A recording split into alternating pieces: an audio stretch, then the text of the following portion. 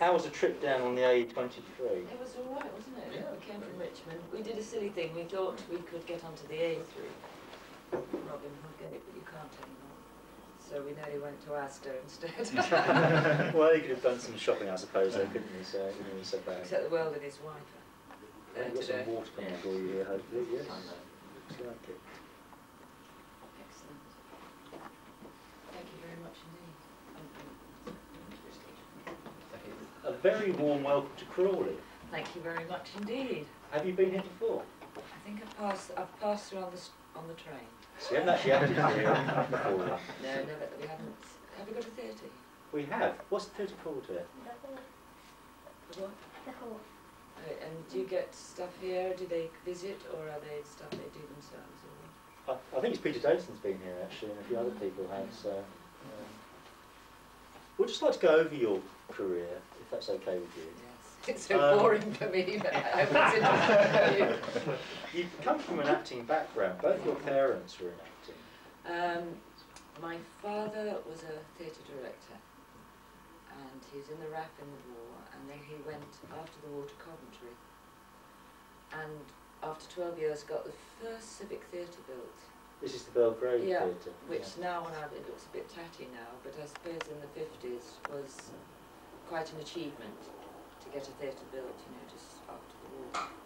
And I was brought up in Kenilworth, and I have 5 brothers and 3 sisters. 2 sisters. A large family. 8 of us. And an actress once said to me, Catholic or careless? And I said, well, I think it was a bit of both. Your mother was a dancer initially. Yes. And then she came into acting later on. That's right. Well, she did, which I think few actresses have done. She danced from the age of about 3. She's a great friend of Wendy Toy, who was a very famous child dancer, and then became a director of musicals and films. I did a film for her when I first started. And then she went to RADA and then went to Central, and I must ask her one Same day. school you went to? John school you went to? Yes. And when I did my audition, it was before they'd moved to Swiss Cottage, and I had to go to the Albert Hall. Is this interesting? And I went with my gran. I was very young. And there was a ladder, and I thought, I'm not superstitious. And the man up the ladder said, don't walk under the ladder, love. And so I didn't, and I never have to this day, because I got in, you see. Well, this is interesting, because originally you were going to become a dancer yourself, I think, weren't you? I would like to have done, but my mother, this is a bone of contention in a way. You have to train very, very hard. It's almost like a nun's life, and I think my mum was a bit, she knew so much about it, she didn't encourage it. There's a discipline, isn't there, I suppose, a vocation. I think I could have done it, but she didn't. But you have to start very early. I don't know if you did dance. I used to. Yes, but it's you have to practice. But I do now do exercises. I mean, I don't mind doing that. But it is a very narrow life. And yes, it's also like a footballer. Your career is quite short. You're ready to peak as well. You know, after 30, 35. So you applied for the same drama school that your mother went to, which is interesting. I applied for others. I applied when I was 16 to RADA. I was a bit young. And they said, come back when you've got more voice projection. And I thought I was going there to get that.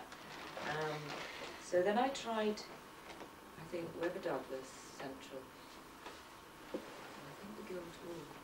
And I got into the others, but I chose Central because drama schools are like any college or course you're taking.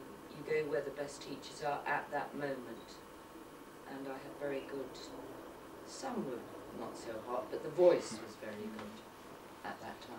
And you were 3 years studying there at the Central School of Drama. With Julie Christie. Really? She was there? She's Anybody else there that was in that?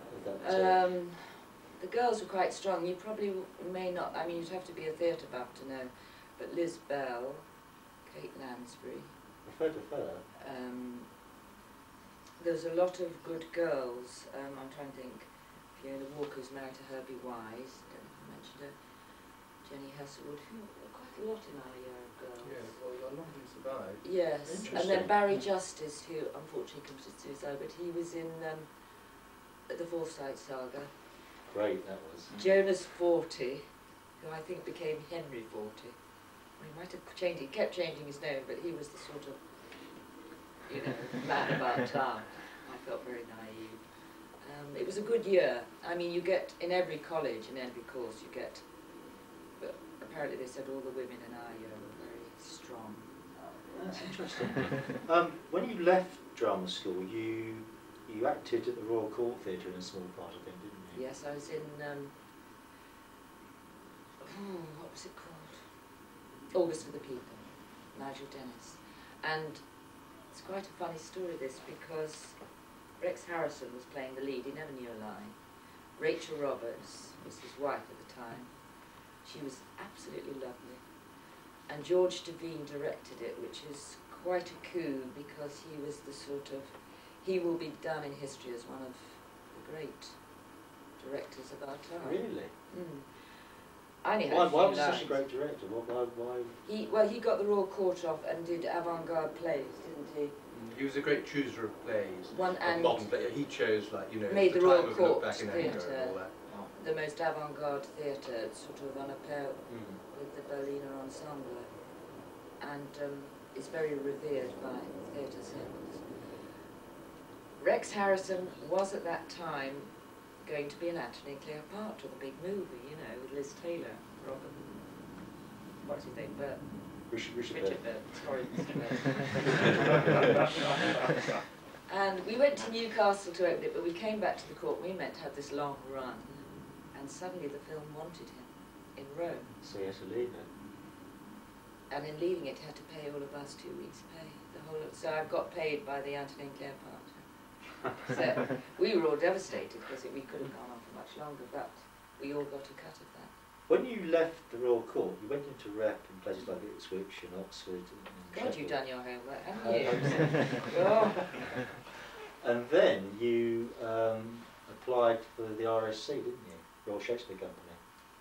I did get into the Royal Shakespeare Company, actually, but it was on the first morning I started ASMing, which is Assistant Stage Managing for the Oxford Playhouse.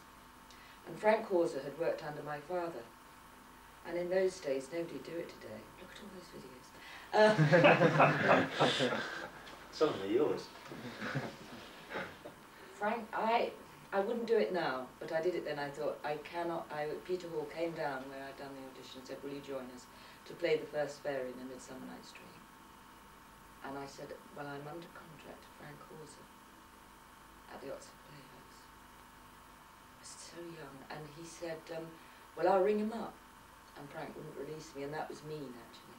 It was, because he was stopping your career from advancing. He was also very mean because there was a young girl in the second play when I was at Oxford, and he gave it to he got someone else in to do it, Bridget Wood, who is a friend of mine now, but that was very naughty, and in the end I got German measles and left. Oh. It's lovely to have ordinary things. So, but I was cross, but inadvertently then I got into a play. I went to Stratford East to ASM, and that was Michael White, and he was the exact opposite. He's a great entrepreneur now, Michael White. And I took the morning off. I was propping, as they call it, and went an audition for Women Beware Women at the Arts Theatre in Cranbourne Street for Anthony Page, another big Royal Court director. And I was rather canny. I'd done it at Central, part of it, and I knew I wouldn't get the lead girl, but I knew there was a second lead girl. That's one you were trying for, hoping to get. So I said, I don't want to audition for Bianca, I want to audition for Isabella. And nobody else had thought of that. And I got it. But then I had to get out of the Stratford East production. And I went to Michael White and said, of course, go with my blessing. That's different. Yes, you need someone with understanding. And he said, and I'll follow your career. And I mean, that is amazing, and he is a big London entrepreneur. When you then joined the National Theatre, didn't you? I think you were 3.5 Sir Lawrence saw me in that production, and that's how I got He was actually running the National at that time then, was he? Yeah. What, was he actually appearing in some of the plays himself as well as the first one I was in was Othello, and I was playing a Cypriot Bint. Shall I tell you the most embarrassing moment of my whole career? I'm sure you're going to. It's a very Doctor Whovian remark. We were in rehearsal. Now there was Kenneth Tynan, who was the big arts critic on, I think, the Times, or the Observer. He didn't like Lawrence of the Day much, did he? I don't know. There's a little bit of... There's some politics, there's always in big companies. Anyway, he was in rehearsal. John Dexter, who was the whiplash of the whole theatre, I mean, I actually got on with John, but I had this, he could pulverise people. I mean, Michael York was there at the time, and he pulverised Michael York. And I used to, I'm going off on a tangent. No, you go, that's interesting, so. I thought, I've got 5 brothers. So I thought, if he ever gets to me, I'm going to take him upstairs and say, we were at the Old Vic in the Cut at the time. John, I have 5 brothers. Have you ever heard of the Cosa Nostra? Watch it down the Cut. But I never had to. I think if you stood up to him... He respected you for standing up to him and relieve your labor. But anyway, on this auspicious day that Maggie Smith is playing Desdemona, I understudied her, and there's Frank Finlay playing Iago. It's a very good cast, wasn't So it? Lawrence doing his great Othello, which was amazing, and loads of others. And Sheila Reid and I, who'd come in together, we were Cypriot Bints. And John said, right now, we'll have the Cypriot Bints coming on. You can do dancing, sing a bit while you come on. And I thought, this is my big bit. Rehearsal room, 40, 50 people. So I think you're not going to get this.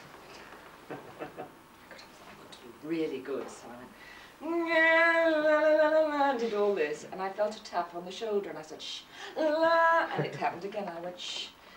All doing this. And she said, another tap, and she said, Carrie, we've gone back. And I looked round, and the whole of the rehearsal room were either looking at me or looking at the floor going, and I thought, I'm going to die now. I'm going to die. You know, over-enthusiastic. You must have felt awful. I mean, It was terrible. Yeah, I can... I squirm when I think of it. I feel for you now, thinking back though. But, what's it like working with Laurence Olivier? Because I mean, he's one of the greatest actors this country's ever produced. I mean, to actually act with him in a play must be incredibly nerve-wracking. Well, the first time I had to, Maggie was rehearsing something else, and I had to just come on in rehearsal for something, and I had to come on. There was a big fight in Cyprus, and I had to come and say, what's the matter? And he said, oh, nothing, or whatever the line was, go to bed, baby. And he put his arm around me, said this line, I thought, oh, I could die now, couldn't I? You know, what's better than this? You just had to really, to get over your awe, is to say, well, they have to go to the loo just the same as all of us. That's how you put him in. I think it's a very good, wholesome way of thinking about people that you're very overawed about. You just think, well, they all have to go to the loo just like us. That's a human being, that's vitality. He was actually a very gracious person and got to know us all very well. I mean, he knew us, and I worked for him in Juno and the Paycock, and I was very nervous the first week. And the second week of rehearsal, he came up to me, I had to open the play, and he spoke to me for a full half hour, very gently, and he'd realised how nervous I was. Yeah, so he's obviously had a way of making someone feel at ease. Obviously, it's his, he was running the show, so he wanted everyone to be at their best. Now, when you were on tour with the National, you actually met your husband, Geoffrey, I think, didn't you? In 1967. Who have you been talking to? Yes, that's right. You fantastic theatre career. I mean, you know, almost unbelievable. You've never had worked in TV though. What did I do? No, yeah, I hadn't then. I did a tiny Doctor Who little... wasn't your first TV, was it? Doctor Who wasn't my very first. I'd done something at Birmingham for a director called Peter Duguid. I haven't heard of him. He later did Way of the World. He's quite big then. And I did a nurse in something called The Black Madonna. Oh, so it was live, and I remember seeing on the monitor 2 chaps with a ladder going past a window, and you can't do anything about it. An upstairs window. But I mean, I've never felt a tension in anywhere like the tension on that set when we went out live. It must be, because you're transmitting, and anything goes wrong, it's going to be seen, isn't it? But in a way, it made everybody on the floor, and that's including Chippies, the Carpenters, Sparks, everybody. It was an amazing feeling. I've never had it before. for or since. Does that add to the performance, performing live? Like obviously in the theatre For some people, yes. Obviously it does, but the lovely thing about the theatre is you can always do it again the next night. And it's a different set. It's different every night because the audience is different. are you continually trying to improve on the performance though? Every year. So really then, if you're seeing it in the last week of its run, you're seeing the best, would you say? Or? You have to be very personal about it. I keep working at it all the way through. There are some people who sit down on it. So if it's a very long run, it gets worse actually. If you go and see a West End production after 2 years, it's not always the best. Because I've noticed that with some of the stage shows, but I suppose a show is different to a play anyway. Because a play is being refined and honed all the time. That's a stage show. People come in, they change, they. If you've got a good director, I mean Jeff directs, he will. You can't keep him away, and he'll just give little notes. But actually, you need those sometimes. Some people do rest. Sometimes if the director goes away, the people relax, and when he comes back again, they're that's fine sometimes, because they can bring out better things if they're relaxed. But sometimes people get very good notices and sit on their laurels, and that's very bad for the audience. You've got to keep an energy. If it's a short run of a few months or less, then sometimes the very last night of all is a very good night of theatre. I do remember at Worcester doing Maggie Hobson in Hobson's Choice. I very rarely had this, but the last night it was almost, you couldn't do anything wrong. Every line people laughed at. Really? Yeah. I have never been, it was like a high. I could have fallen flat on my face and they'd have thought it was terrific. It must be nice to have an audience when you've got them like that, when they're sort of it's very rare. Very attentive. It's very rare when you're in a part that is absolutely for you, in a play that's brilliantly written, a very good cast, and a wonderful audience. All that mixture suddenly makes it go tremendously well. You sent a photograph of yourself, I believe. This is... I always tell this story. You know what's coming, don't you? Well, because when I'd left the National, I went to Exeter, and I opened the Northcote with Portia and Merchant of Venice, and did 2 or 3 other plays. Then you were at Worcester, and I did a few at Worcester, but I couldn't get into television, and people thought I was going to be snooty because I'd worked with Solange Olivier, and it was with Michael Redgrave, Maggie Smith, Bob Stevens, you know. That's strange, because you think with that background, you'd be today ideal, it would be different. You know. In actual fact, it's turned completely around the other way today. If you're in a soap like EastEnders, you can get a wonderful part at the National or the Royal Shakespeare Company, even if you can't speak Shakespeare. Because now it's a bit like whatever sells will buy. So in those days, would you say there would have been theatre actors, actresses, and TV actors, absolutely, and producers would say, oh... And both were snobby about the other. I can imagine, yes. It was very unmixed. So when I'd written to all these people, sending a straight-face photograph, I got very few replies. And in desperation, I sent a picture, I think I was up the ladder, wasn't I? Yes, you had a... With a bikini on. Bikini up the ladder. This actually did the trick there, didn't it? Terrifyingly so. All these rather highbrow, James Kathleen Jones, you know, very big names in television, all wrote back and gave me an interview. It doesn't say much, does it, for the producers at that time in the BBC? But, I mean, I don't think, you know, it's bums and tits, isn't it? Tits and bums have had that lovely thing. But based on this photograph, Derek Sherwin and Peter Bryant gave... I didn't send them one. I have to give them their absolute... James Kathleen Jones gave them my... I didn't know that they were looking for anyone.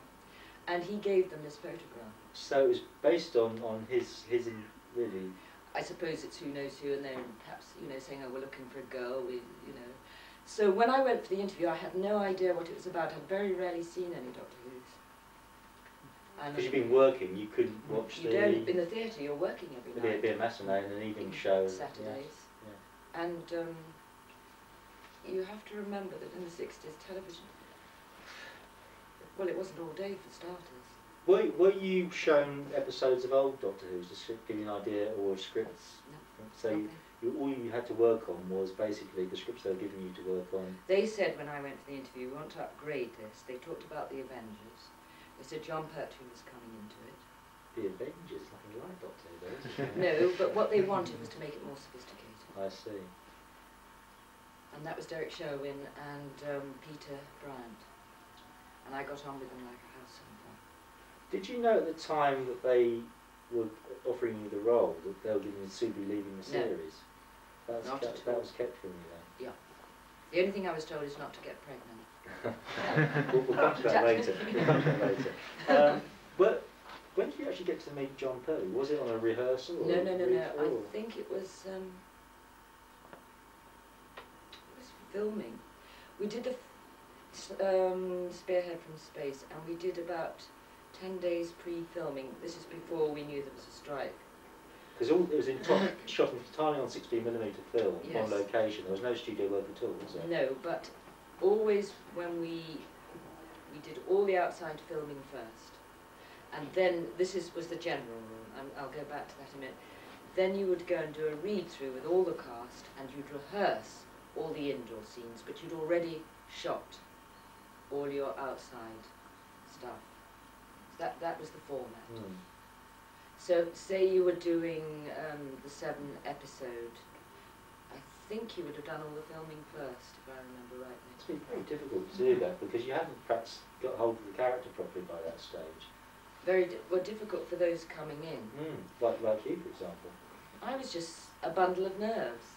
I do remember being absolutely scared out of my wits. We did it round King's Cross when I was driving to see the Brigadier in a huge limousine.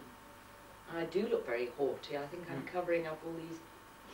Of course, that's the opening shots of the episode, isn't it? Because you're going to be interviewed by the Brigadier for a possible job. On the hospital things. On the outside hospital.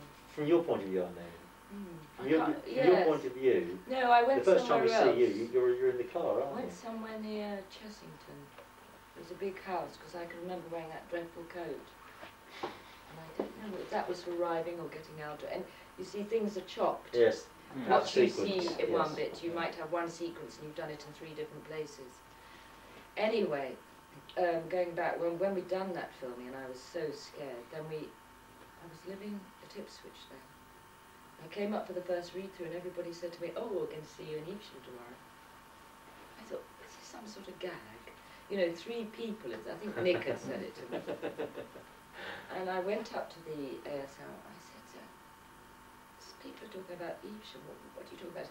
Haven't you got your letter? And I said, what letter? I said, oh, we're going to film the rest of it in Evesham tomorrow.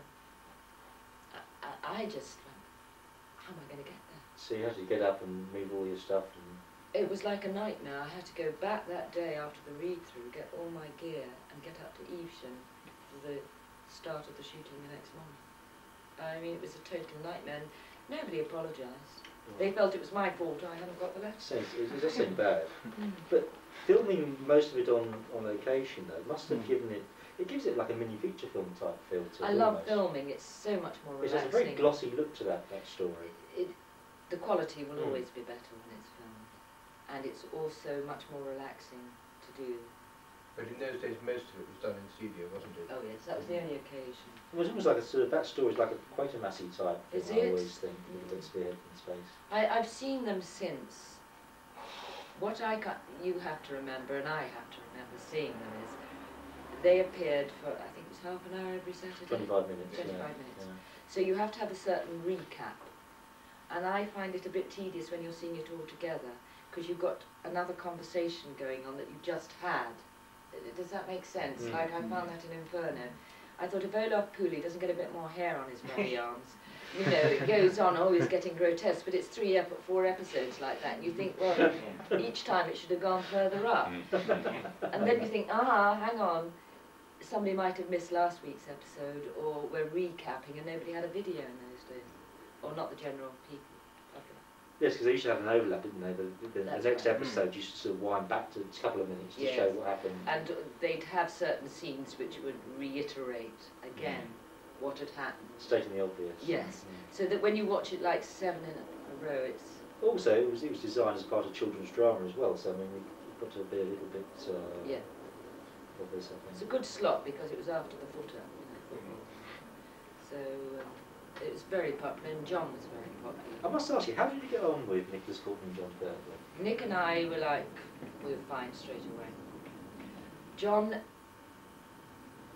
is a little bit, he was, funny that you don't at the time realise how nervous he must have been. Because he was new to it as well, of course, wasn't he? One good thing, he always, I mean, people did complain sometimes that he'd stop, but he always did it to make the programme better. It was very good having him at the helm. He was totally professional, and besides being brilliant as a personality, he is an excellent actor. And I got on very well in a sort of father-daughter relationship, which I'm not sure John always, I think he liked everyone to think he was God. But remember, I had worked with God so long as and I because I lived in Ipswich, I wasn't sort of a built-in family. Having come from a large family, I had no wish to be made into someone else's. I'm quite an independent person, and I think he would get a bit narked if I went off home after early, because I had a long train journey. Indeed. Also, that was the first story, Doctor Who, to be shot in colour.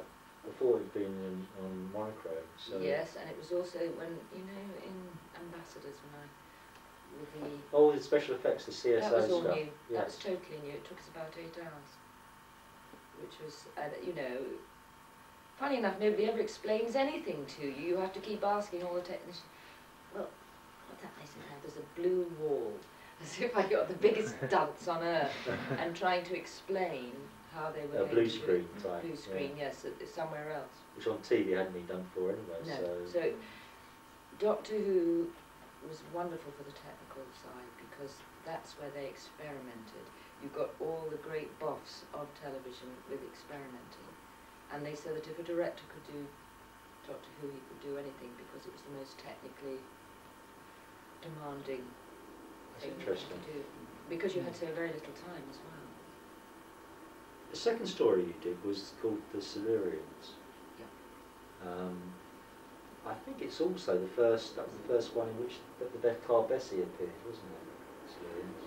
Yes, yes it was. Was that named after your character? Because, you know, I think of Bessie, Beth, Elizabeth. See, no, I'd never... I often wondered that, because it's introduced in your era. I've never... I see exactly what you're talking The other about. thing That's the first time it's occurred. Well, the other thing I wondered, was your character named after the chocolate mints? Because you think of this was short chocolate. I know. I don't know. It has been used. Jeffrey, what was the thing you were in? It's quite a common name. I was in a series of something called Bodyguards, and there's a character in that played by Louise Lombard, who's also called Liz Shaw. Interesting. So it's sort of name. So maybe it was somebody'd seen it enough times, Elizabeth Shaw chocolates or something. I thought, well, nowadays, of course, you'd write to Elizabeth Shaw chocolates and say, would you like me to advertise your chocolate? Though probably the BBC at the time would have said no, because so you got a few boxes free when as I well, did Pro, they had to, Bill Baggs had to get permission to use my name. Elizabeth Doctor. Obviously, because it was a character in the BBC television series. So he had to go to BBC and get permission. Moving on a bit to the Ambassadors of Death, I think Jeffrey was actually in the Ambassadors of Death. Very briefly. You played a private, didn't you? One of my first television broadcasts. Was that on the Weir or something, or on a that was reservoir? The Weir, yes. That's when I was pregnant too, and nobody knew. I played a radio operator or something, just a few lines. It was with Mike Bergson. That must have been difficult, being pregnant and trying to disguise, even though it might have been on sort of the early stages, because you had. It's unbelievable when I think that I had to be dropped into the Weir, hauled out, running along it, and it really annoyed me that it didn't look dangerous, because I tell you that Weir was made of wood in those days and was very slippery. It looked quite dangerous actually, watching it. And they said just run. So I said, no. So I just ran. I mean, Roy Scammell was wonderful. He was my stunt man. And like with Bessie, I didn't know how to drive a car then properly. And he really helped me. Wasn't there an interesting story about Bessie? Because you hadn't passed your test at that time. No. Did we have to drive it? Yes, on an airfield. And my brother was the location manager. And he just sort of came up to me, because I've been trying double declutching and all this thing. And Roy was wonderful. And Nick said, for God's sake, do it properly. I said, Nick, you do do your job and I'll do mine. He wasn't doing my job very well, but he, you know, there's nothing he could do. But Mike got into the car, and the sound man and the cameraman, and we were on an airfield because I hadn't got my licence. And once I got her going, it was brilliant, and she was really down, you see, back again. And they said, stop her. I said, how'd you stop? And when we got out, the cameraman was absolutely pea green. I can imagine. Yes, it's quite funny. And I mean, I was blissfully unaware, which is no bad thing, you know. Now, on Inferno, it must have been obvious you're becoming pregnant, surely, because by then... No, it was very...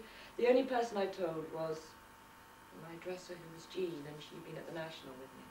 She dressed me at the National, which was just a coincidence. You let her in on the secret then? And we just made a joke that I wasn't very fat. It was quite early days. Yes, it was. I was only... When I left, it was about 4.5, 5 months. Ben wasn't born until November. Some people get very big very quickly there. Now, I didn't. On that story, Derek Sherwin and Peter Bright handed over to producer Barry Letts. Who I incidentally knew quite well, because Pauline Letts, his sister, had been married to Geoffrey Staines, who'd worked for my father. Had you acted with Pauline's son Andrew as well? No, he was stage manager. Stage manager, so and I knew Andrew quite well. So when Barry came, I sort of half knew. He knew of me and I knew of him. And it was a bit of a shock when I think it was the end of Ambassadors. In the studios he came, he said, we're looking for somebody new. They didn't know about me being pregnant. I was a bit shocked. But at the same time, totally relieved that I thought, I won't have to tell them I'm pregnant. So it could be a blessing in disguise in some respects. I think it was. I think nowadays I said, oh Barry, don't worry, I'm pregnant, so you can't use me, which is an adult way of thinking. But I was a bit miffed. I think the reason that your character was changed, or the character was written out, so to speak, was that from Barry Letts' point of view, and Terence Dix, the script editor, your character is probably too intelligent for the audience, because the ideal companion asks the doctor, what's he doing this for, what's that? Your character was a scientist, didn't need to ask those questions because you actually knew the answers anyway. I think that was the theory. In hindsight, though, I think it was advanced of his time and is now popular because the woman isn't spoken down to. I mean, when I get other fans, they all say they like Liz Shaw because she stands up to the doctor. And there surely is ways in writing where you say, I suppose you want to do this, but you know what's going to happen. I mean, yes, valid at the time, they wanted a sort of bimbo character. Yeah, well, that's what they all got. joking aside, that the series has a reputation for that. I think there's probably more political, I'm sure Barry wouldn't mind me saying, but I think if you come in, it's like we've seen lately on Radio 4, you have to make your mark. And John was a new doctor, the girls aren't so... I wouldn't actually have wanted to go on longer than a year, actually, because it might have ruined my career. I'd learned what I could, but I still think the producer wants to put his mark on something. He was a new producer, and he, you know, I yes, think... and also that thing that the previous producers had got you in on the understanding that it was going to become more adult and move away from children. And obviously when when the new producer came in, he sort of felt that that wasn't working or wasn't going to work and wanted to go back to a more reliant sort of Doctor Who assistant. You don't know what goes on behind the scenes as an actor, you never do. So one of the things about Inferno that annoys me is that your character isn't really given a farewell scene. I mean, you're mentioned, I think, in the next story that you've gone back to Cambridge or something, but you're not... It was almost like, at the time that was shot, they weren't aware you weren't going to carry on. Because at the end of Inferno, there's no hint. There's a lot of problems on Inferno because Dahlia Campbell was very ill. And then Barry had to take over. Perhaps they hadn't thought ahead. Barry did say to me, if we can't find anyone, we will of course come back to you. What was Douglas Campbell like to work for? Well, everybody frightened me, said, oh, you've got to be punctual, which I am usually, and all the rest of it. He has this sort of regimental kind of reputation. Nice, yeah, he's very professional. For being like running an army. I worked with him 2 or 3 times. Yes, he's he's an enthusiast. Enthusiastic, he works hard. I mean, terrible when people down someone for all the good things. You know, no, I found him terrific. I think Barry was terribly good. I think... But Barry had actually directed and he'd also acted as well, so yeah, he that must have given him an edge in dealing with actors and actresses because he'd been there himself. Every director and every actor is different. I mean, we're lucky as actors because we see so many different directors. The directors don't see other people directing, but you can get a chemistry with a director and it will be wonderful. And somebody ever says, oh, they're divine to work with, and you keep looking. But I think I got on it well with each director actually, because I think as an actor you have this, each one can give you something different. You mustn't assume that they're going to work in the same way as the last one, because nobody does. So you must keep open-minded. And try and use that to your advantage, I suppose. Absolutely. Yeah. I did say that to someone quite recently, a young person, who was very set in the way they like to do things. And I said, you'll never get better. Because no two directors ever work in the same way. We'll come back to your non-Doctor Who career in a moment. You actually reprised the character several times. You came back initially in The Five Doctors in 1983. A very, very small cameo part, wasn't it, really? Yeah, I didn't give a damn. I just kept thinking, I'm never going to look, nobody will know who I am. It's so stupid, you know, we worry about the wrong things, don't we? I mean, I had a big cloud over me when I left. I thought I had been terrible, that's why Barry got rid of me. So you wanted to come back to prove you... No, not at all. And it was only when somebody from the BBC sent me Silurians. And I looked at it, and it was 25 years ago, and I thought, hey, if that was my daughter, I'd be very proud of her. There was not enough encouragement or saying well done from everybody around. I try to do that with young people. If they've done a very good performance, as an older actor, it's your duty in a way to say, you were really good tonight, because that gives them confidence. And because of that, and if Barry had said to me, listen, I think we're too sophisticated, you know, that's what we required of you, it's our fault, or it's not working. That's how I should have been told. Yeah, but I wasn't. Being fair. You came back to do the Children in Need sort of pantomime spoof, I suppose you call it in a way. Nobody knew the story. That must have been very strange doing that. It was spooky. There was John and me in the middle of Albert Square, and it was like zooming back in time. It was just like Doctor Who. Ducky, I don't know what's happening, what we're meant to do, or whatever. I said, John, don't worry, just say the lines. Kate's got to go at 3 o'clock. Was it 2:30 then, was yes. He said, oh, nobody's... And neither Kate nor I knew that there were going to be 2 different endings. And so I ran away and the 2 girls from EastEnders were there. And suddenly this great big huge man. I said to Kate, do you know what's going on? There was no one to tell us. They had a very expensive camera. So the director was sort of right over, practically by that tree. So nobody was talking to us. It's hysterical. Actually, it's true, isn't it? Well, talking about directors, it's true that directors on Doctor Who don't always have all that much time for the actors because they are so absorbed in the technicalities and they are so demanding, always, the technicalities, that they don't always have time for this. And to devote on the actors. So the actors tend to feel a little bit as though it's their fault and you know what I mean, and that they're not very good or whatever because they're not looked after in the same way as you might be in the theatre. In a drama piece. Or in a really serious drama piece, yeah. You're given much more one-to-one. And that's John's great advantage because he would say, no, we've got to do that again. We're doing it for the actors. And that pulled the whole thing up.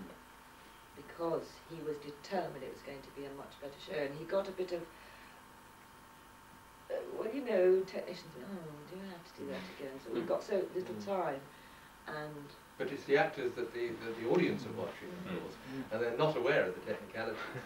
You can often do it several times because a boom's come into shot or something, but the one where the boom doesn't come into the shot is the one that they'll take, even though you fluffed. I mean, there might be a rather bad performance on that particular thing. Do you know what I mean? And that's the least of their worries. Whereas with John, he made jolly well sure. That the actors will look at. Which was, I mean, I really appreciated. There is one I did learn too from everyone around me. I don't know if John did it, but I think he might have taught me, or Nick. You just say F-U-C-K if you don't want it to be shown. There is no way they're going to show it. That's a good way. Oh shit, I've forgotten my line. Yeah. Oh, sorry, I shouldn't have said that. But, and you play innocent, but actually you've done it on purpose because you don't want that take to be used. That's awful to have to do that. I know in Ambassadors of Death Under the Car, I fluff. When John's under the car, at the very beginning, there's a fluff. Now that wouldn't go out today. You'd have redone it. But you see the terrible pressure of time. You had some children, which must have put your career on hold somewhat, because obviously being a mother, you can't really continue to act, certainly when children are very, very young. I did telly and film, and I worked at the Orange Tree, which is down the road from where we live. In Richmond? Yeah. So I kept... You kept? It got more difficult with the more... And when I had Daisy, that's my third child, I was Daisy Alice. I stopped for 3 years because I just couldn't... well, in retrospect, you're very glad when you hear all these terrible stories, but I think if you have kids, you want to try and bring them up. So, but so a telly or a film is only a few days here and there. But if you go into the provinces to do a 3-month stint, I think that's mean on the children. But that was very personal, everyone to their own. You appeared in the BBC adaptation of The Hound of the Baskervilles, which Barry Letts produced, I think. That's right, and Peter Duguid, we're coming back to him, directed. Directed as well? Yes. This starred Tom Baker, didn't it? Yeah. Was that fun to carry? It wasn't Peter Duguid on Hound of the Baskervilles. Yes, I looked it up the other day. Really? He directed it. That's way of the world? Yep. I didn't realise that. And Peter Duguid had directed me at Central all those years ago in The Diary of Anna Frank, where I played the mother. So my last year at Central was very, very meaningful because I worked with several outside directors who gave me work for quite a while afterwards. Does that happen often with drama schools then? Or was that sort of a one-off, do you think? I think at that time they had someone running it called John Blatchley, and he got some of the top young directors to come in that particular year. That's luck. Lucky you did. You've worked on a lot of other TV series as well. You went on London's Burning and The Bill. You actually worked on the Jeremy Brett Sherlock Holmes, didn't you? As well, I believe. I did. He was lovely. He was cancelled because he was very ill. It was about the second but last one. Was this the memoirs of Sherlock Holmes, or was it the case book? So I don't actually know the episode, you see. I'm sorry. I tell you, the episode was. I can tell you the story. A chap is poisoned by something. The Dine detective, is it? It isn't the Dine detective. He didn't die. It is we were in a very big house. God, I should have brought my CV, shouldn't I? Anyway, what was interesting about it, much more than we did it up in Manchester, that it was cancelled and then was rehatched because Jeremy was so ill. And it was a bitterly cold November. It was always when I film, it is the coldest weather and you're wearing low-cut or silk dresses and you think, I don't know what I'm doing this for, I can't move, it's so cold.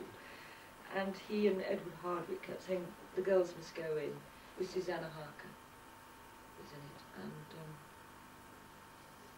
he was so courteous, so lovely. It's very sad with Jeremy Brett because the character he was playing, sort of like hawk-like, quite sort of slim, and this illness he had was causing him sort of to bloat out a little bit. And but I cannot believe that someone could be so courteous and thinking about other people when he's ill himself. Yeah, yes. It just takes your breath away that somebody is so kind.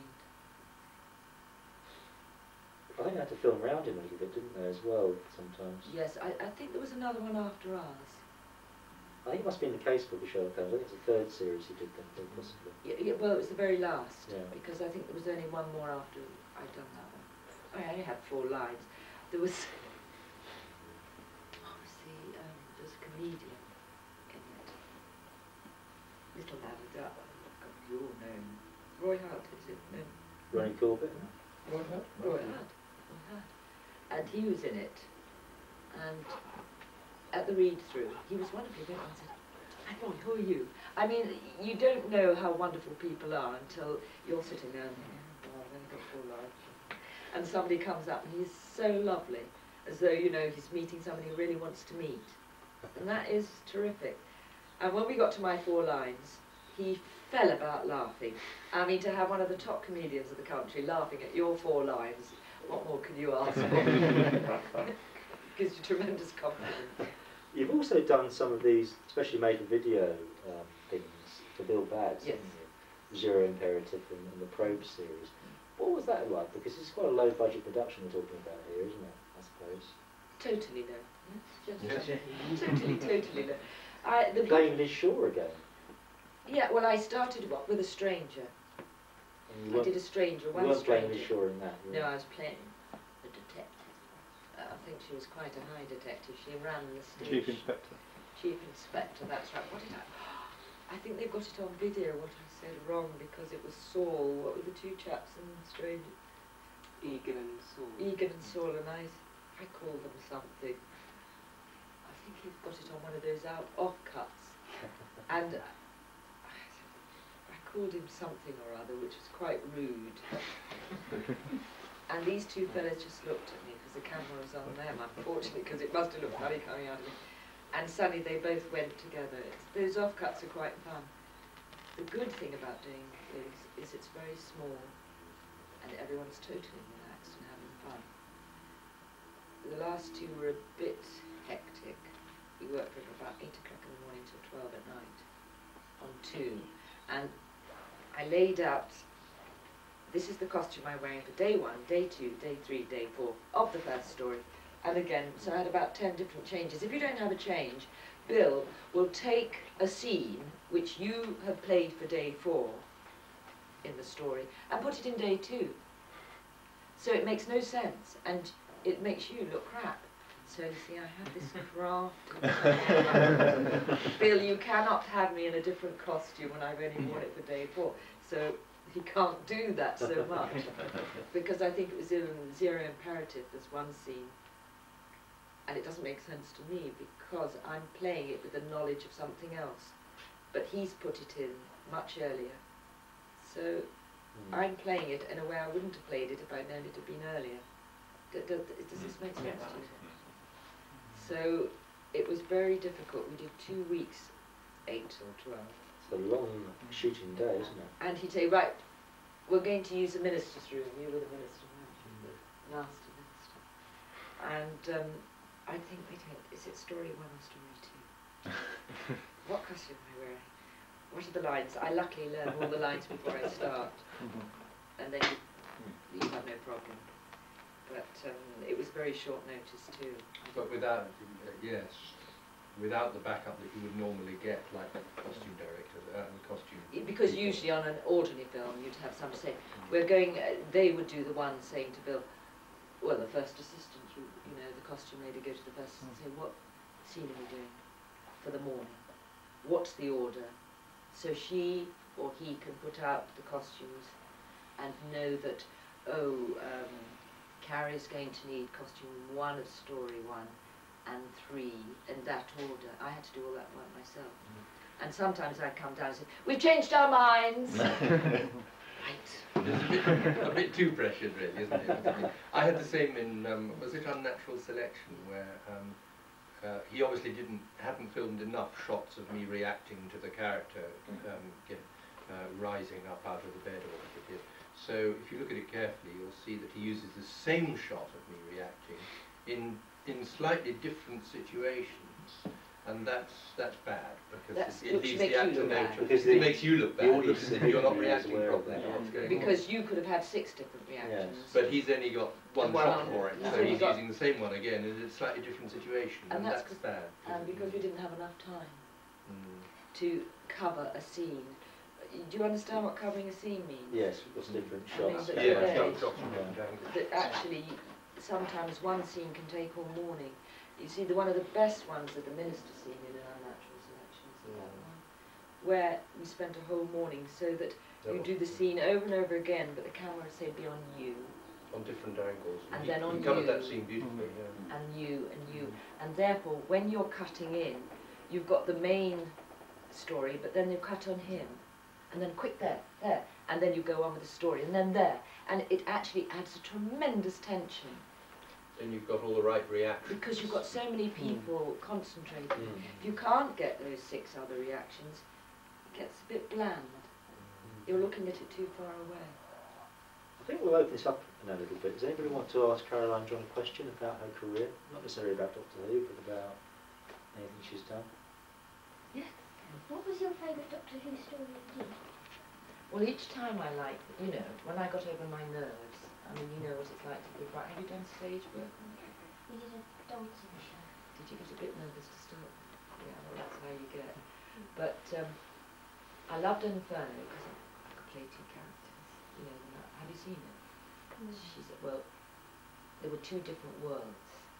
So I was the goody Liz Shaw, and then there was the parallel world. It was still on there, but with a nasty Liz Shaw who was like head of a concentration camp. So you played this really bitchy, nasty woman. So that was good fun to play the 2 different parts. And then I liked Silurians because it was a nice director, Tim Coon, and there were nice people. It's a very good story about trying to find out who these. But I had a nasty on that as well because they only let you wear these mini skirts and boots. And I said, well, to go down a mine, I have trousers on, you know, like a miner. No, there's a policy, you've got to wear these short skirts. And I thought, God, I'm a scientist, you know, but you can't argue, that's a policy. And then when I came on the set, John said, look at what she's doing in that. She said, you will never go down a mine. I said, I've told them, John, it makes no difference. They won't let me. He said, leave it to me. So I got put into a miner's suit, which was much better. But you see, sometimes I think John thought I was being difficult, but I was too young to say, no, I'm not wearing that. I mean, I was in a thing called Murder Happens. This is much later on, about 7 years ago. And I went to the costume fitters, and this girl had this 2 horrible suits. And I said, I don't think we'll even bother to try those on. And I should have said that when I was so much younger as Liz Shaw. I should have said, no, I'm not wearing that. Very nicely, but just nowhere am I going to even talk about it. But it takes you years and years to get the confidence to say very nicely, no, I don't wear that. And that is, you know, I do think the young are better now because they say, well, you know, they can see me dead in that first. But I was brought up to be very respectful of people. And you mustn't make trouble where it's not necessary. But sometimes I think it's good. You can put your foot down, but be very nice about it. It takes a long time to And learn. it is ridiculous, isn't it, going into the centre of the earth or something wearing a miniskirt and face the monster. Because then, as John would say, it's not real, and he's right. And I had argued this, but because I was a lesser, sort of in the pecking order, but John by then was very respected, he would be. So really I should have used John more and said, look, John, I can't fight these people, will you have a word? It's ridiculous, my running around like this, just for the sake of pretty, you know. But then you see it's a very difficult position because I was chosen, well, given the interview because I was in a bikini. You see what I mean?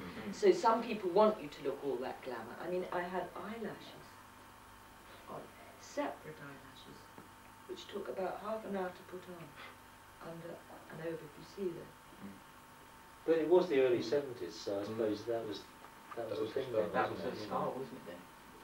So, to be really real, you'd have your hair scraped back, you'd have I did have a helmet on in the end, but you wouldn't bother with all that. And luckily, some things now, they don't, and it's more real and you can believe in it. Any other questions for Caroline and John? Yours is the only situation when you and John started together as a new companion and a new doctor. Really? All the other situations, you've had the doctor with a companion that's carried over from the previous doctor. Oh, well, if you didn't know, I was going to ask you, did you think it worked better? I would probably think it might. The only thing is, like Nick had done it before, he gave me lots of confidence. Whereas John it must have been very difficult for John because he was trying to make me less nervous. But he must have been full of a few nerves himself, though he didn't show it. And I was too young and probably selfish to think, God, he's shaking in his boots too. Do you see what I mean? You think he's so experienced, you've heard him on the radio, you know he's a famous comedian. It was just as much a new adventure for him as it was for you. Exactly, and it doesn't change. Well, whenever we go for a new job, you know that everyone else now is in the same boat as you, but there's always apprehension. Is that easier to deal with, that nervousness, that apprehension as... Yes, it's extraordinary. I did EastEnders, I was a judge. And that is done, if you think, that is done so quickly. At least you had some rehearsal on that, didn't you? Because it was going to be done. We did actually have a morning's rehearsal on the EastEnders. But it's quite rare now that you just get thrown into it. Yes, you usually have to go straight. Now they sent me a summing up speech, which I learned, and then 2 or 3 days later I got another one. So I unlearned the first and learned the second. It's quite long. And then a third one came. I mean, this is how they work. Obviously, writers said, no, you can't put that. So I learned the third, and I'd been all day in the studio, and nobody said a word to me, and they said, right, we'll do it for lighting. So I did the third speech, and they said, no, we've gone back to the first. And then the floor manager said, right, action! And we went through, I said, no. I said, I'm wasting your video. I'm wasting your filming. Stop.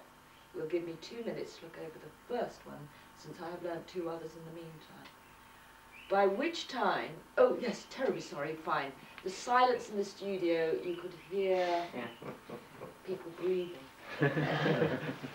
The first one, my face to me was like a pulsating red tomato. You know, there's 200 people in the studio and everyone's been terribly efficient and quiet all day. This judge, luckily it was a judge, because everyone somehow or other, if you're playing something like that, almost assumes you are a judge. Thank you, God. But I spent the first minute as I was looking at this speech, thinking, you better get this right. Thinking, stop thinking that, look at the lines, you know. And then they had a close-up on that, and I only watched it to see if you'd see that inside my heart was going like this, as if I got it wrong after having stopped the studio. But it doesn't show at all. So you learn to look terribly cool when your heart's doing this. Interesting. Any other questions? Yes, I've got one. What are your views on the BBC chucking away a load of your colour episodes? Because they've only got black and white prints of some of them. Oh, that's Ambassadors, isn't yes, it? it is, yeah. What can I say? They didn't have the same attitude, did they, in those days? It was considered quite an ephemeral programme that people wouldn't be watching. Nobody would be watching it in 25 years' time. I don't think it would occur to anybody. But it isn't just Doctor Who. I mean, Steptoe's Son, David also does parts, Hancock. I mean, we're talking about a lot of... There probably wasn't a department then like BBC Enterprises to say, listen, we can make money from these, like they do on the John Cleese, Fawlty Towers, Rowan Atkinson. Now there's a big market for CD. Remember, nobody had. We have a sense of history about television now, don't we? I mean, there is a history of television. There was nothing like that in the early 60s. It was like an ephemeral medium in which everything would get thrown in the bin as soon as it was done. Yes. Nobody thought that people would ever want to remember any of it. But even things like the Apollo 11 studio stuff with James Byrd and Patrick Moore, most of that's been destroyed. Isn't that amazing? Unbelievable. I'm not talking about the NASA feeds now. The live feeds obviously exist because I'm talking about the actual Patrick Moore talking about what the moon would be like. I mean, some of this stuff does exist, admittedly, they'd say something, but how can they destroy that? Well, I know that Roses of Eden, which was one of the best parts I've had on television, it was a fan from Scotland who sent me a copy, because I didn't think there were any copies. And I knew videos were rare in those days, weren't they? But I think That's a true, lot of these people that did keep stuff were actually engineers or people working on this stuff. I'm surprised they didn't actually for their own part. They could do it with the BBC equipment. Do you see what I mean? And they're the people who preserved as much as has been preserved. But they say, oh, we've gone down into the archives, but why isn't there a proper archives for all this? But that was kept by somebody and was shown at the National Film Theatre recently, wasn't Yes. it? So obviously it's But when I valued. asked the director, who's a friend of mine, can I have it? He said, well, you can come to my house and see it. But there's no other copies that I know of. He said it had been destroyed, it was done from Birmingham. And yet this terrific guy from Scotland had it. I think the Doctor Who people who've had the equipment have preserved more than a lot. You know, I think they've found things that fans have done. Otherwise, a lot more would have been lost. But even today, stuff is destroyed. People don't realise it. They think everything is saved. It's not. Very, very little is actually. Obviously, if it's recorded on film or in a studio, it's saved. A lot of live transmissions aren't saved. Yeah. But it's silly now because it is a history. I mean, I think it was so new. When I say new, when I was a little girl, we didn't have a television in the house. And I remember my mother saying, as soon as a television comes in this house, I'm out. Because she said, you know, everybody eating like this in front of the telly. So, and there was, when you did Doctor Who, there was only ITV and BBC, wasn't there? yeah. There wasn't BBC Two, No. or was there? That was 1964, When did that come? 65 It it was came on. then. Oh, it was. But when we were at Ipswich, we didn't have a telly. I had to hire one to see it. And I dropped it the first time. And I was like this, and I thought, if only the man's seen it, and I'd put on a short mini skirt, perhaps it'll be all right. He said, oh, that's all right. It's only, you know, wearing short, and brought another one round. But do you remember that? When I said, it was huge. I should never have attempted to move it from one room to the other. These little small sort of Yeah. 7-inch screens or whatever, isn't it? Well, it was, but it was a huge box. Yes, the actual That's box, right. but the actual Yeah. screen's very Yes. small. That's right. Lots of buttons on it, But that's the only way I could see it. like an old radiogram. Yes. Any other questions? Well, you might think of something during the day. What have you got coming up? What can we look forward to in the future? Nothing much. I mean, it's pretty grim at the moment, I'm afraid to say, because of my age and very little is written for women. Is ageism something that's a real problem, do you think, in the I acting think it is profession? for women, yes. Because if you look at most things, they're young women up to the age of 30, 35, possibly 40.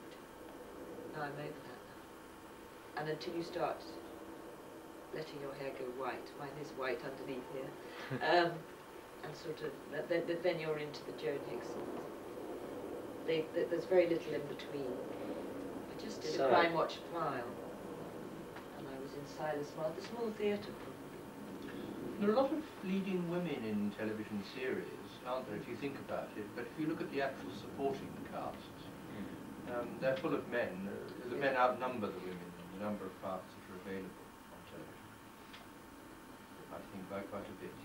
It's like Amanda Burton in the thing you were in, and I've done a little bit on it. The Silent Witness. Silent Witness. There's one sidekick, I think they have two now, sidekicks who are women. They're trying to bring in, but it's like, it is difficult. It's like thinking, well, if you've got a solicitor, why can't she be a woman, or why can't she be Asian or black? They just think of a solicitor in the terms of white male 50. They wouldn't think of white female. It's a stereotype, isn't it, really? Yes. Yeah. I mean, it's slowly changing, but it is difficult. I mean, I talk to the other girls, and some of them have a much harder time than me. I mean, I've been back into rep now. I went to Birmingham and West Yorkshire Playhouse and Leeds. I've done Derby, York. Because the children are grown up, I can go out now. Just with experience, when you're out of work, so to speak, when you're resting from call it that, between acting assignments, is it easier now than it was, say, 10 or 20 years ago? Do you learn to cope with that more? Because then you're thinking, oh, I've got the mortgage to pay, I've got to do this, got to do that. Well, luckily Jeffrey's working. If I was on my own, I'd probably have to get another job. Do you try and work it so that one of you is working, the other one is... You can't be that fussy. I mean, No. the work is hard to get for any actor, but I mean, I do... You work pretty consistently. Probably I work as consistently as most actors. Well, if you're directing, can't you cast your wife? He and does. her?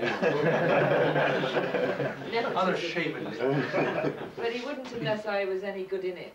She said, I'm not trying to blow my own trumpet, If you write for the part, he'd cast you. Yes, yes, I That's wouldn't what I'm cast He you. wouldn't try and He wouldn't put me. miscast you in something because No. that's No, a no, good thing to because- hear. No, but the things you've done for me directing have been because she was right for the part. Yeah, absolutely. So it's. Is that something you want to do, directing? Is directing something you want to move into? I never did want to. I mean, I'd much rather be up there doing it. But sometimes, like I've seen productions, be it Anthony Fairpart or at the National, and you just thought they don't know what they're doing. And it's because they're doing a glossy production and nobody actually knows what they're doing from moment to moment to moment, which actually is the most important. Every big thing will take care of itself if you go from moment to moment to moment. It's like today, we're going to have the talk now, then we're going to have lunch, then we're going to do this. There are moments. But if you say, oh, well, let them all come and it'll be then it'll be chaotic and it's just one. When you're watching people acting, you've got to relate to them. So there's little things are just as important as big, great, glossy numbers. Hey, sometimes the little stuff that actually can make an impression. Yes. One more question from somebody. Final question? Can I just reiterate on that? Certainly, yeah. You know in Ambassadors, when I disappear with the TARDIS. Now I love watching that because I did it purely instinctively, but when I came back, I thought he was going to, and I clutch the console. And I think that's a little touch that actually we'd all might feel it if we suddenly found ourselves whipped away again. We better stay here, then they can't whip, which is so futile. But it's a very human element that you can relate to, and it's quite funny. Adds to it. And that's what I mean by little moments. And if you've got time for them, then it all becomes much more real for you, and you'll remember it more. Well, obviously the dramas you watch do have little moments in where they're not trying to cut you out of those sort of moments, but they're better ones. Yes. Because you've got a more of a feel of the character that you're, Yeah. And I think and you can relate to it better as well. as a director, you do that. You go from moment to moment. Try to, yes, as much as possible. So if I did direct, I quite like helping students and people. One final question from somebody. They're all hungry. Shall we wrap it up there or something? Caroline, John, thank you very much for the time being. Thank you for listening to me. Thank you.